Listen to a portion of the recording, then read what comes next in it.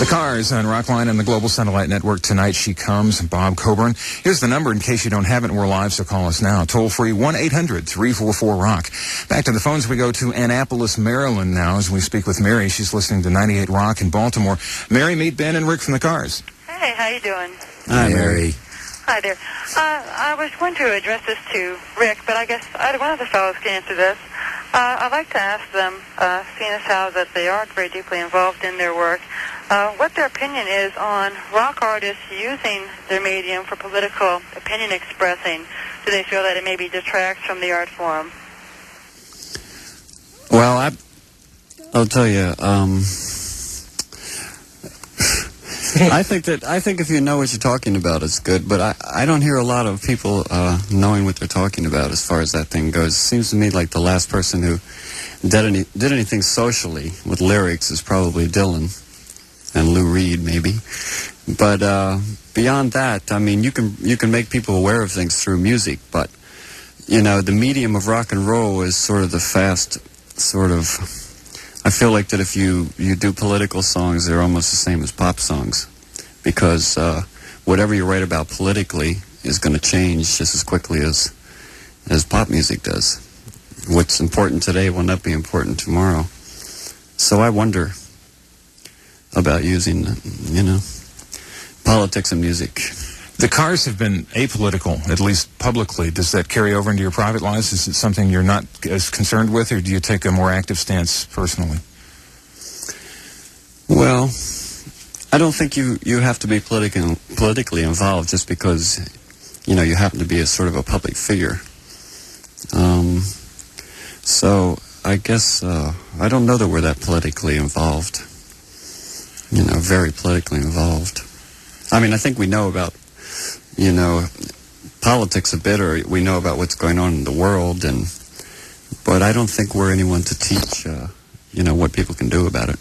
That's a good question, Mary, and thank you for being on tonight. We're going to move on now to Miami as we speak with Jay. He's listening to 97 GTR. Jay, you're on the Rock Line. Yeah, how you doing, guys? Great to be able to talk to you. Hi, Jay. Listen, my question deals with musical ability. Mm-hmm.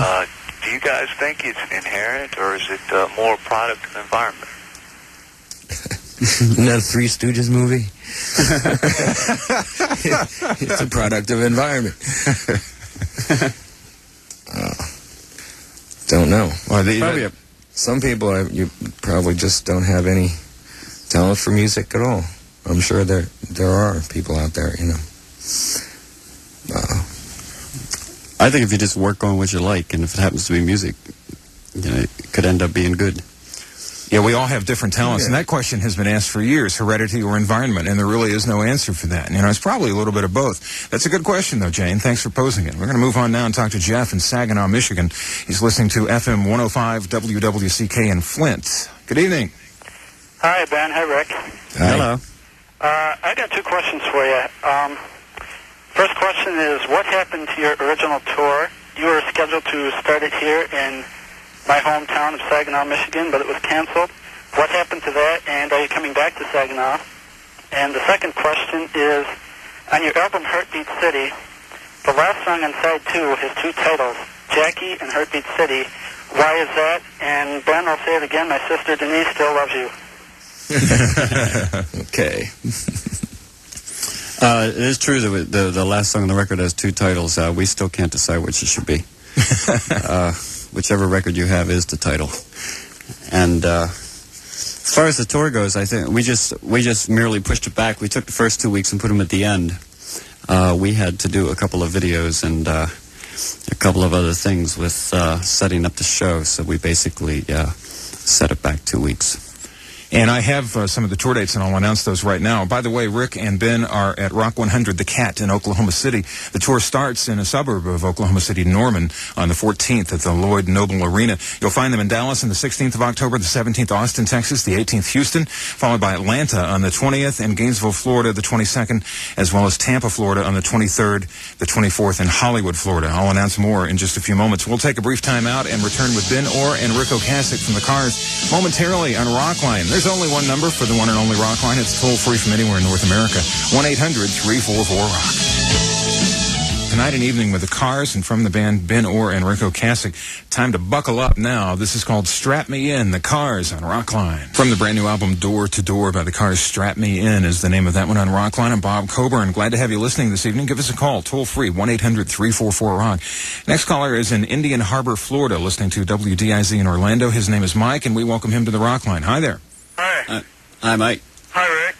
I was wondering, how come it took you guys so long to come out with your latest album as your last album? Because both Ben and I were out doing our solo records, and we were putting some time into that and learning about life. Yeah. Well, you know, you say 3 years, which it was, but part of that time was devoted to touring behind Heartbeat City, and part of that time was devoted to writing, rehearsing, and recording this album. So really didn't leave all that much in between, did it? No, I don't think so. Yeah, it seems like a long time, but there was a lot going on there. There you go, Mike. Thank you for calling tonight, and call us again sometime. Right now we're going to speak with Gina. She's in Pasadena, California, listening to our Southern California affiliate, 95.5 KLOS. Hi, Gina. Hi. How is everybody? Hi. Good, real good. Yeah, We're I have good. a question for both Rick and Ben. But first, Ben, I just want to know that I really admire your voice and think you can sing very well. But my question to you is, have you ever considered going into acting, and if so, what kind of roles would you like to take part in? I considered it, and nothing's come my way. And Gina, do you have another question? Yeah, and for Rick, since we're on the subject of movies, I had a chance to talk to you the last time you were on Rockline, and you said you were doing a film called, I believe, Made in Heaven. Whatever happened to that film? Well, it's due out in about 1 month. 1 month, I notice. I see ads around for it now. I think it's actually coming out in about, I think it's the end of October. It's premiering all over. And also in that film with you is Tom Petty and Neil Young and Timothy Hutton, and that sounds interesting. What part do you play in that, Rick? I play a garage mechanic who doesn't want to work on people's cars. But does anyway, yeah. Yeah. Something fitting about that, working on the cars, really. Thanks, Gina, for the call. We appreciate it. And we're going to talk now to John in Carmichael, California. He's listening to 93 Rock in Sacramento. Good evening. How are you doing? Pretty good. Good. Good job, you guys. I was wondering on your latest album, this album, new one, if you used a lot of overdubbing tracks on your new album. Is there a lot, or is there some live playing, or what is there? Well, there's quite a lot of live playing, and but no, you know, not an excessive amount of overdubs, I'd say. Like to consider it texturing.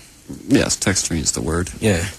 There you go, John. Thank you for your call and your question tonight. It's time to drive with the Cars on Rockline on the Global Satellite Network.